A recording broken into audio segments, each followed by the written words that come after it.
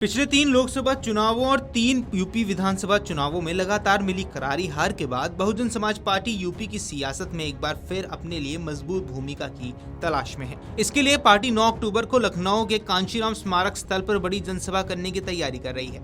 बसपा संस्थापक कांशीराम की पुण्यतिथि पर आयोजित होने वाले इस कार्यक्रम में लाखों लोगों के पहुंचने की उम्मीद जताई जा रही है। यूपी की राजधानी में बड़ी रैली कर मायावती अपनी वापसी के मजबूत संकेत देना चाहती है। इसे मायावती के द्वारा 2027 के यूपी चुनाव का शंखनाद भी माना जा रहा है। ऐसे में सबसे बड़ा सवाल यही है कि मायावती की ये कोशिशें आखिर कितनी सफल होंगी। बीएसपी की इस जनसभा से पहले इस पर जमकर राजनीतिक बयानबाजी भी शुरू हो चुकी है। तो ऐसे में आइए सबसे पहले आपको सुनवाते हैं मायावती की लखनऊ में होने वाली रैली को लेकर बीएसपी नेता अनूप कुमार ने क्या कुछ कहा। मान्यवर कांशीराम साहब के परिनिर्वाण के दिन ये रैली मनाई जाएगी और इस रैली के भीतर लाखों लोगों के आने की उम्मीद है, क्योंकि एक लंबे समय से इसकी तैयारियां चल रही हैं और सभी कार्यकर्ता बहुजन समाज पार्टी के और बहुजन समाज को चाहने वाले लोग इस पूरी मुहिम में लगे हुए हैं।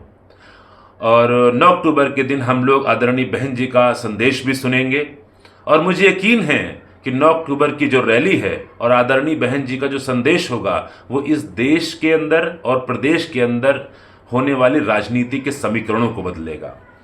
क्योंकि मुझे लगता है कि 2027 के जो चुनाव विधानसभा के आने वाले हैं उत्तर प्रदेश के भीतर, उसकी भी शुरुआत, उसका भी शंखनाद मुझे लगता है 9 अक्टूबर से ही होगा।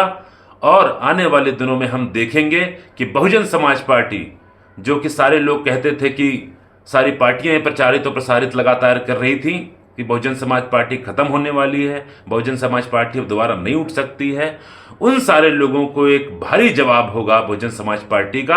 और हम देखेंगे कि आने वाले दिनों में किस तरीके से बहुजन समाज पार्टी पूरी तरीके से मजबूत होकर निकली है और जिसके लिए एक लंबी तैयारी चल रही थी ग्राउंड पे, जमीन पे, और संगठन निर्माण और विस्तार की लंबी तैयारी के बाद ये रैली मनाई जाएगी और इसके बाद संगठन अपने नए तेवर में दिखाई देगा, इसका मुझे यकीन है। कहा जा रहा है कि यूपी में मायावती के मजबूत होने से कांग्रेस को नुकसान होगा। तो ऐसे में सुनिए इस पर उत्तर प्रदेश कांग्रेस के उपाध्यक्ष विश्वविजय सिंह ने क्या कुछ कहा। देखिए, हर पार्टी अपनी रैली, अपनी सभा करती है, बहुजन समाज पार्टी भी कर रही है, तो इसमें कोई आश्चर्य की बात नहीं है।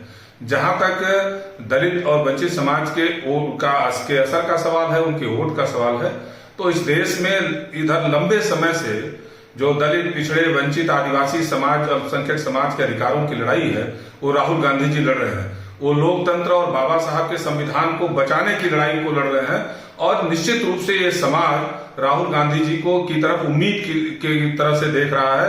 राहुल गांधी जी के अंदर वो अपने संघर्ष को देख रहा है और इसलिए मैं कह सकता हूं कि कांग्रेस पार्टी पर इसका कोई असर नहीं पड़ेगा। मायावती की रैली पर समाजवादी पार्टी के प्रवक्ता मोहम्मद आजम खान ने भी बड़ा बयान दिया है। उन्होंने दावा करते हुए कहा कि अब कोई दलित पिछड़ा मतदाता उनके साथ जाने को तैयार नहीं है। आइए आपको मोहम्मद आजम खान का ये बयान भी सुनवा दें। मायावती जी 9 अक्टूबर को एक रैली करने जा रही हैं, जिससे उन्हें ये उम्मीद है कि दलित वर्ग उनकी तरफ फिर से पुनः आकर्षित होगा, लेकिन ऐसा होने वाला नहीं है।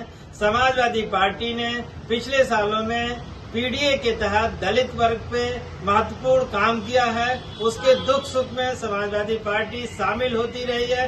समाजवादी पार्टी ही ने तमाम जो भाजपा सरकार में दलितों की हत्या हुई है या उनके घरों पे जो बुलडोजर चलाए गए हैं उसके खिलाफ आंदोलन किया है। माननीय राष्ट्रीय अध्यक्ष हमेशा कहते रहे हैं कि पीडीए में दलित महत्वपूर्ण है। दलित ये जानता है कि वो बहुजन समाज पार्टी को वोट देके अपना वोट नहीं खराब करेगा।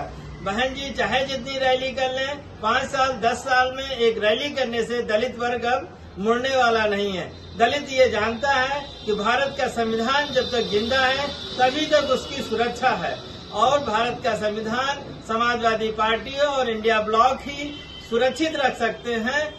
बसपा का अगर जीत भी जाएगी तो भारतीय जनता पार्टी के साथ ही जाके सरकार बनाएगी, उन्हीं लोगों के साथ जो दलितों को परेशान कर रहे हैं। इसलिए दलित आने वाले दिनों में इंडिया ब्लॉक और समाजवादी पार्टी के साथ पूरी तरह से इंटैक्ट है। 9 अक्टूबर को लखनऊ में होने वाली बीएसपी की इस जनसभा पर भाजपा प्रवक्ता एसएन सिंह ने कहा कि दलितों का आशीर्वाद अब भाजपा के साथ है। पिछले 11 सालों से प्रधानमंत्री मोदी ने लगातार दलितों और गरीबों का विश्वास जीतने का काम किया है। ऐसे में आइए आपको सुनवा देते हैं भाजपा प्रवक्ता एसएन सिंह ने क्या कुछ कहा। देखिए, मोदी जी की योजना दलित उत्थान की, पिछड़ों के कल्याण की, गरीब कल्याण की। आज 11 साल की सरकार में मोदी जी ने जिस तरह से दलितों का विश्वास जीतने का कार्य किया, गरीबों का विश्वास जीतने का कार्य किया, गरीब कल्याण की योजनाएं चलाकर, मुझे लगता है कि बहुत सारी ऐसी पार्टियां होंगी जो सिर्फ कहती हैं कि हमेशा करेंगे। भाई, कहने और करने में अंतर होता है।